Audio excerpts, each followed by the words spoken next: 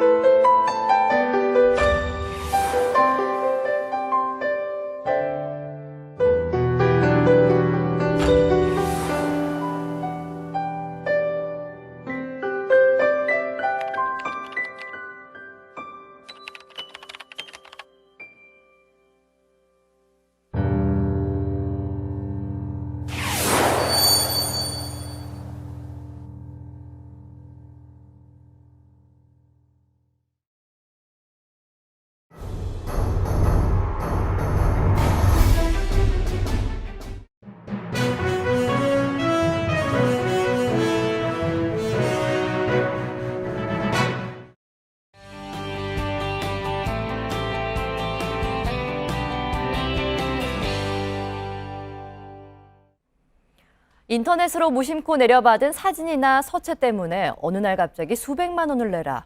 혹은 이 때문에 감옥에 가야 한다. 이런 공문이 날아오면 아찔하겠죠. 저작권, 꼭 보호돼야 할 권리지만 지나치게 악용하는 사례도 없지 않습니다. 꼼꼼한 경제 이세누리 기자입니다.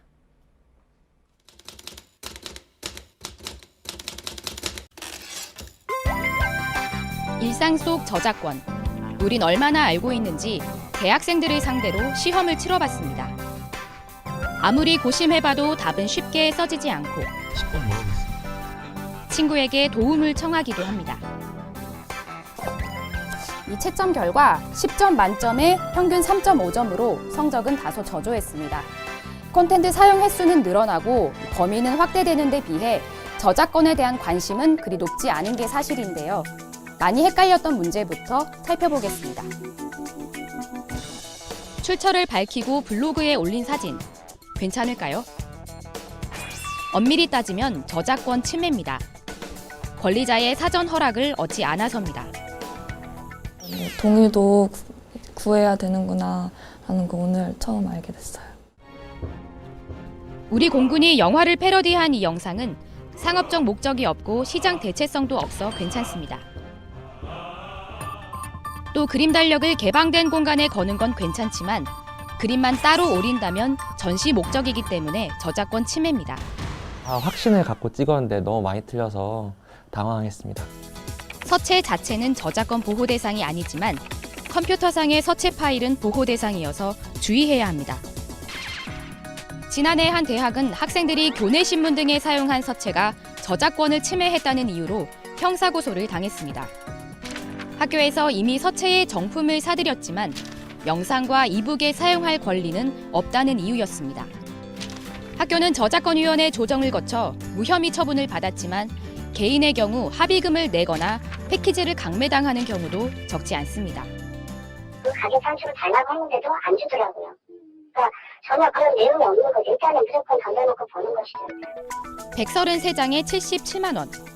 한 장에 5,800원인 사진을 무심결에 내려받았다가 합의금 300만 원을 내라는 공문이 날아오기도 합니다. 사실 많은 분들이 법원에서 지급명령이라는 것이 날라오면 굉장히 당황을 합니다. 사실은 그것은 신청인의 일방적인 주장을 법원에서 대행을 했을 뿐이고 직접 이의 신청을 한 김태흥 씨는 법원 민사조정 끝에 합의금을 30만 원으로 줄일 수 있었습니다. 일부 업체의 얘기지만 저작권법을 악용한 이른바 기획소송은 빈번합니다. 합의금 장사가 일종의 비즈니스 모델로 정착이 되어가고 있기 때문에 저작권자들이 거기에 이제 좀 편승을 해서 좀 더 강력하게 저작권을 좀 행사하는 그런 경향이 있는. 예방법은 없을까요? 포털 사이트에서 간단한 설정만으로도 목적에 맞는 사진을 이용할 수 있습니다. 폰트는 무료라 하더라도 상업적으로 사용할 수 없거나 정품으로 구매해도 다른 프로그램에선 사용할 수 없는 경우도 있어 약관을 꼭 살펴야 합니다. 저작권위원회나 법률구조공단에 도움을 요청할 수도 있습니다. 저작권법은 저작권자만을 보호하는 법이 아니라 이용자도 아울러 보호하는 법이거든요. 그래서 문화 발전에 이바지 하는 것이 이 법의 최종 목적인데 지난 한 해 영화와 음악, 출판 등에 대한 저작권 침해 규모는 12억 편. 금액으로는 2조 3천억 원에 이릅니다. 사용자가 창작물의 가치를 존중하는 게 우선이지만 현실에 맞는 제도 개선도 함께 이루어져야 하지 않을까요? 꼼꼼한 경제 이세누리입니다.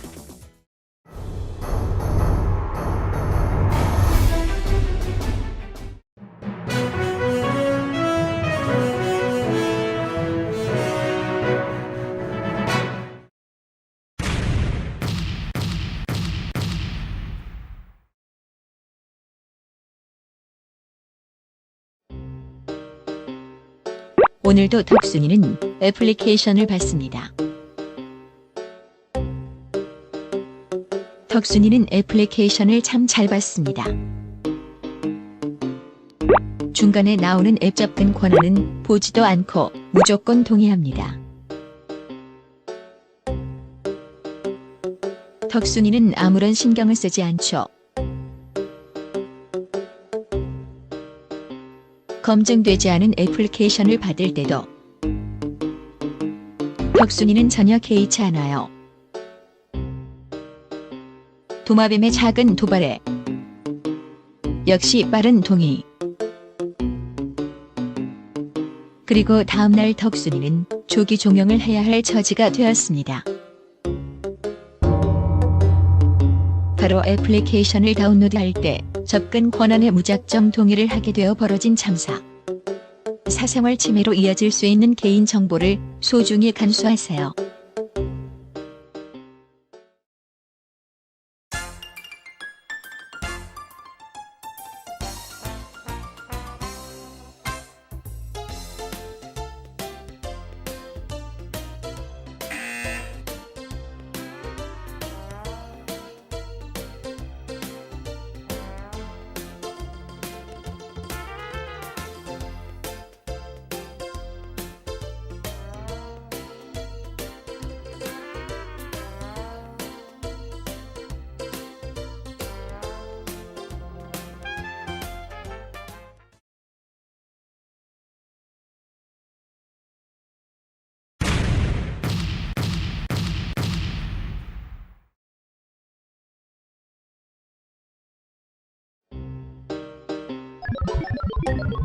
델타고에게 바둑을 쳐버린 최탁. 컴퓨터에게 진 최탁은 상실감을 느끼며 그동안 가고 싶어 했던 대학을 가기로 했어요. 최탁은 어렸을 때부터 바둑밖에 몰랐던 터라 공부하는 데 아주 힘이 들었죠. 하지만 엄청난 집중력을 가지고 있던 타기는 눈이 오나 비가 오나 바람이 부나 책상 앞에서 떠나질 않았어요. 아무리 덕순이가 꼬셔도 말이죠. 하지만 그런 타기에게도 쉬는 시간은 필요한 법. 최근 친구들에게 SNS를 배운 타기는 자신의 상황과 생각을 SNS에 올렸어요. 최탁은 생각외로 많은 관심을 받게 되고 이에 맛이 들려 매일매일 자신의 일상을 공유하기 시작했어요. 그리고 수능 당일 타기는 자신의 실력을 여과 없이 발휘하고 좋은 성적을 얻을 수 있었어요. 그리고 원하는 대학에 합격하게 된 타기는 SNS에 자신의 기쁜 소식을 전하게 되고 며칠 후 대학으로부터 청천벽력 같은 소식을 전달받게 된답니다. 타기가 SNS에 올린 합격 정보를 이용해 평소 타기를 시샘하던 친구가 몰래 합격 취소를 해버린 것입니다. 위 사례는 실제 사례랍니다. SNS에 올린 나의 개인 정보를 누군가 악의적으로 사용할 수 있다는 것을 잊지 마세요.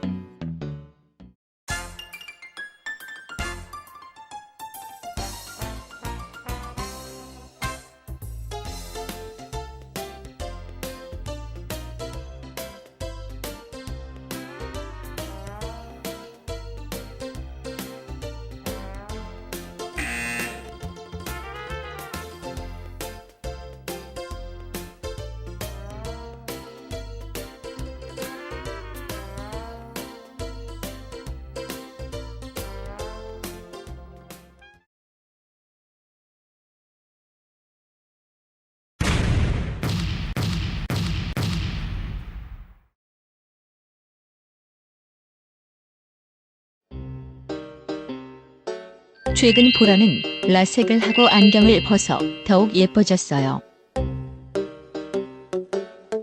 그래서 그런지 친구 추가도 SNS 쪽지도 수십 통씩 받고 있어요.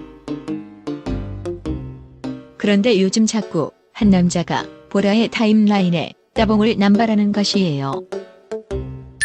팬이겠거니 하고 심각하게 생각하지 않은 진보라. 어느 날 그의 행동에 소름이 돋아버렸어요. 그 녀석은 바로 요즘 말로만 듣던 SNS 스토커였어요. 아주 악랄한 놈의 협박 편지였죠. 물론 보라의 샤우팅에 스토커는 겁을 집어먹긴 했지만 그렇다고 스토킹을 그만두진 않았어요. 그렇게 스토커에게 시달리던 보라는 특단의 조치를 취하게 되는데 선우와 친구들과의 사진과 추억, 유용한 정보를 따로 담아놓은 SNS를 삭제할 수밖에 없게 된 것입니다. 신종 범죄인 SNS 스토킹은 2차적인 범죄로까지 이어질 수 있는 심각한 범죄입니다. SNS 스토킹을 당하고 계신다면 경찰과 주변 친구들에게 신속하게 알려 2차 피해를 예방하는 것이 좋습니다.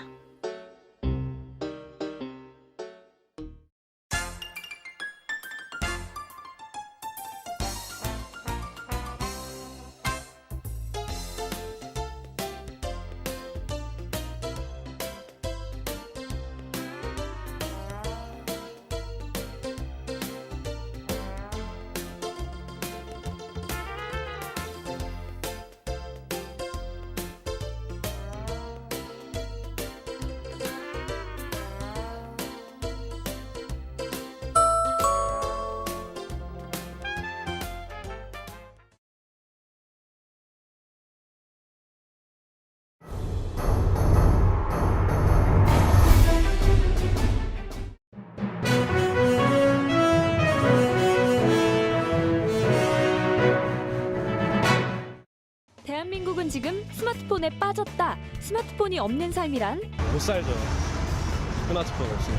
스마트폰에 살고 스마트폰에 죽는 현대인들. 잘못 사용하면 위험한 도구가 되는 스마트폰.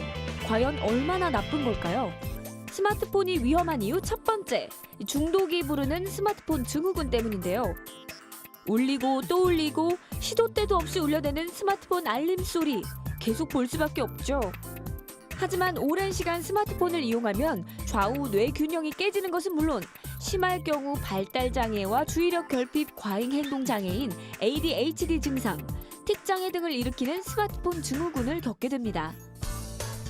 스마트폰 증후군은 특히 두 뇌가 다 발달하지 않은 유아와 청소년들이 주의해야 할 점인데요.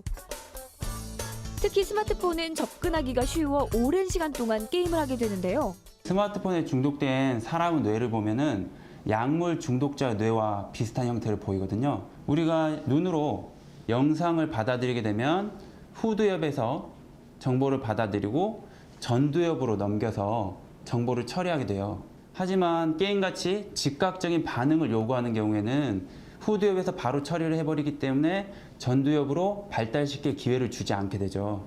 아이들이 게임을 오랫동안 하고 반복적으로 하다 보면은 후두엽만 발달하고 전두엽이 떨어지기 때문에 사고나 판단, 집중력이 떨어질 수가 있죠. 먼저 휴식 상태나 책을 읽는 상태에서 뇌파를 측정해 볼까요?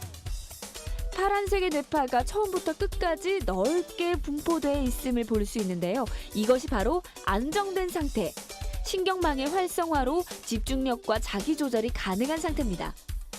하지만 이렇게 안정됐던 뇌파가 스마트폰으로 게임을 하게 되면 어떻게 될까요? 불안정한 붉은 뇌파가 높게 나오는 게 보이시죠? 이것은 곧 뇌가 스트레스를 받았거나 강한 자극을 받았다는 걸 의미합니다. 과도한 영상 자극이 계속 노출을 받게 되면요, 뇌는 게임과 같은 강한 자극에만 반응하도록 굳어지게 됩니다. 그래서 학습이나 책을 읽는 것에는 흥미가 떨어지게 되고요, 게임과 같은 강한 자극만 요구하게 되는데, 이렇게 되면 주의력이나 집중력, 정서불안, 수면 장애 등이 올 수 있습니다. 그리고 깨어 있을 때 잠잘 때 나오는 델타파가 강하게 나오는데, 이것은 바로 뇌의 기능이 저하됐다는 뜻입니다. 스마트폰이 위험한 이유 두 번째, 스마트폰으로 발생하는 여러 가지 사회 문제 때문인데요. 먼저 운전 중 사용하는 스마트폰, 교통사고를 일으키는 위험한 도구입니다. 바로 운전 중 스마트폰 등으로 보는 영상물 때문인데요. 운전 중에 안전띠는 필수, 스마트폰은 금물이라는 사실. 스마트폰은 또 청소년 왕따 문제를 일으키기도 하는데요. 어렸을 때부터 게임이나 스마트폰을 많이 가지고 논 아이들은 생각하는 능력이 떨어지고 조건 반사적인 반응을 많이 보이게 돼요. 아이들은 생각하는 깊이가 그만큼 얕고 공격적이고 충동적인 행동을 보이게 되죠.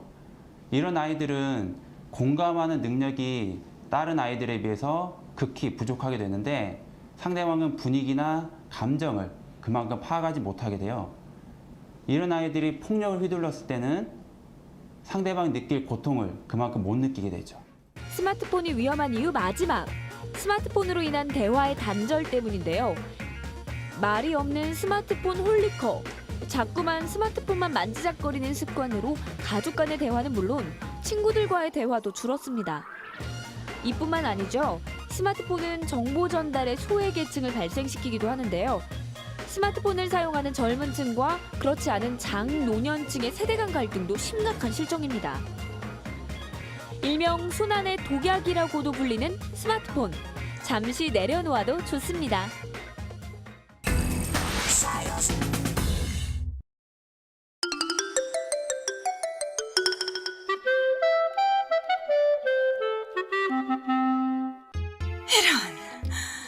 어떻게 없앤다?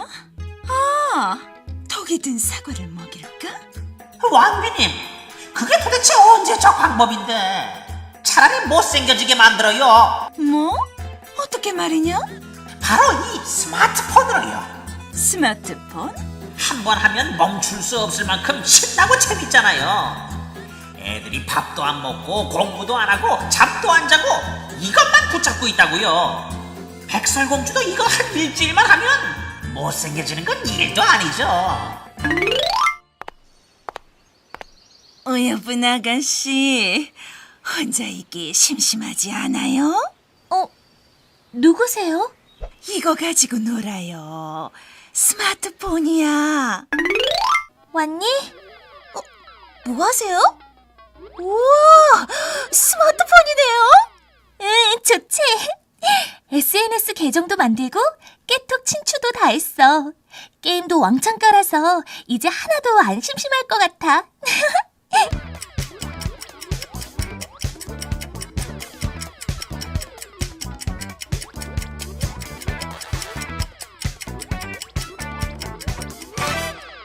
에휴, 오늘도 스마트폰 중이시구나.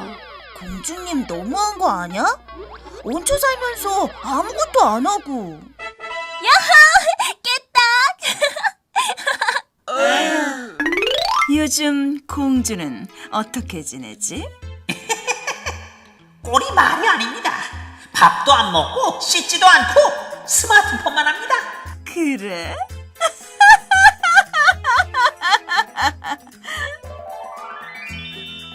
공주님, 세수는 하고 게임 하시는 거예요? 나 백설공주야. 세수 몇 번 안 했다고 못생겨지겠어? 아무래도 이대로는 안 되겠어. 왕자님, 저희 좀 도와주셔야겠어요. 얘들아! 왜 이래?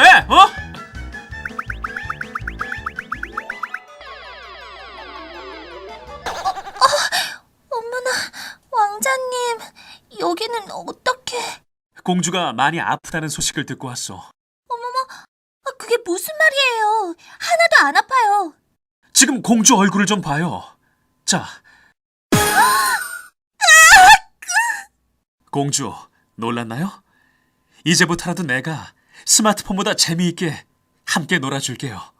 제가 잘할 수 있을까요?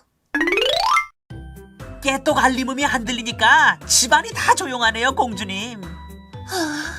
나 왕따 당할 텐데. 늦게 확인하면 아무 소용 없는데. 전화하면 되잖아요. 친구랑 직접 이야기하세요. 이게 무슨 앱이지? 스마트폰을 너무 오래 하지 않게 하는 앱이에요. 아이 참, 저 못 믿어요. 저 잘 지킬 수 있어요. 그럼요. 공주님은 잘하실 거예요. 파이팅!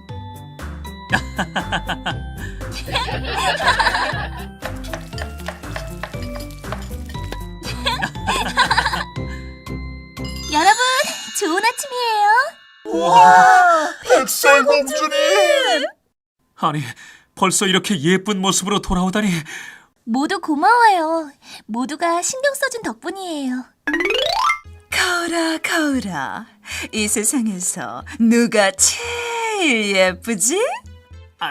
그건 백설공주님이 다시 예뻐지셨어요. 아유, 죄송합니다, 왕비님. 아니, 왜요? 왕자님, 우리 공주님 정말 예쁘시죠? 예뻐진 것뿐만 아니라 건강까지 찾은 것 같아. 공주, 나와 함께 우리나라로 가지 않겠어요? 네? 정말요? 네, 좋아요.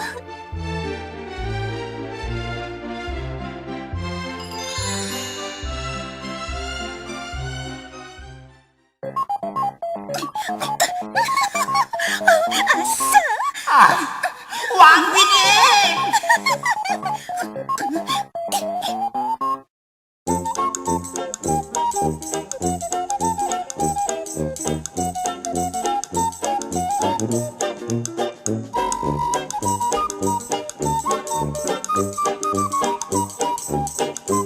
국민건강보험공단과 함께하는 스마트폰 중독 예방 캠페인.